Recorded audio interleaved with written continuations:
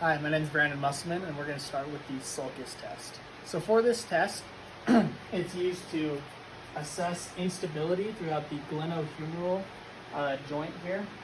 And all you're going to do as the practitioner is grab here at the elbow and feel right through this area and pull down.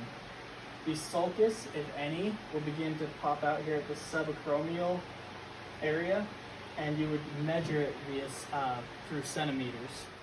Brandon Musselman here. Next we'll be performing the bear test. So for this test, you're going to have your patient, you can let them stand up, I guess you can say either way, reach their affected hand across their body and onto the opposite shoulder with their fingers extended. And all you're going to do as the practitioner is attempt to externally rotate their shoulder. Any force or any give throughout this motion would result in a positive test, as well as a 20% reduction compared to their other arm. Brandon Musselman here. Next we'll be performing the empty can test.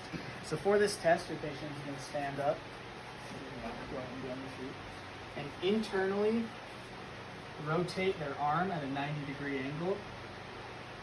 And you're going to resist abduction. I have a feeling I'm not on the screen. It's going to go over just slightly. From here, you're going to resist abduction. So as he pushes up, you're going to push down.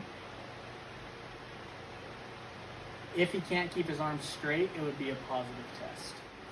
Brandon Musselman here. Next we'll be performing the infraspinatus strength test. So for this test, you're going to have your patient face you and adduct their arms here at a 90-degree angle to their thorax.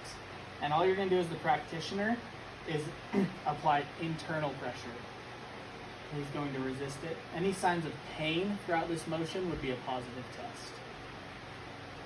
Musselman here. Next we'll be performing the speed test. So for this test, you're going to have your patient extend their elbow and their shoulder up to a 90-degree angle. From here, they're going to supinate the arm.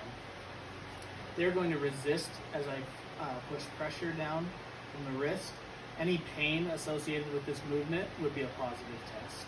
Brandon Musselman here. Next we'll be performing the Hawkins test to test for shoulder impingement syndrome. So for this test, you're going to have your patient stand facing you, elevate their arm, put it into flexion at a 90-degree angle, one hand on the wrist, one hand at the rear of the scapula here. And all you're going to do is flex his arm into glenohumeral internal rotation, bending it in right through here. Any pain associated with this movement would be a positive test.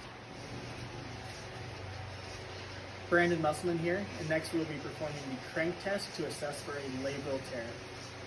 For this test, you're going to want your patient laying in a supine position with their elbow or their shoulder slightly off the edge of the elbow. There you go. You're going to elevate their affected arm to a 160-degree angle through the scapular plane.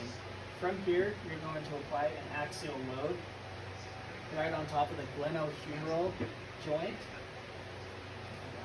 And then you're going to internally and externally rotate the humerus.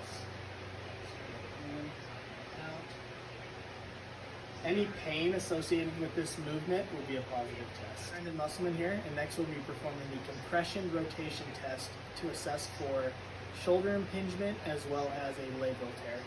So for this test, you're going to want your patient laying in a supine position with their shoulder abducted to a 90-degree angle, as well as their elbow at a 90-degree angle. From here, the practitioner is going to place an axial load through the glenohumeral joint, and they're going to rotate the humerus.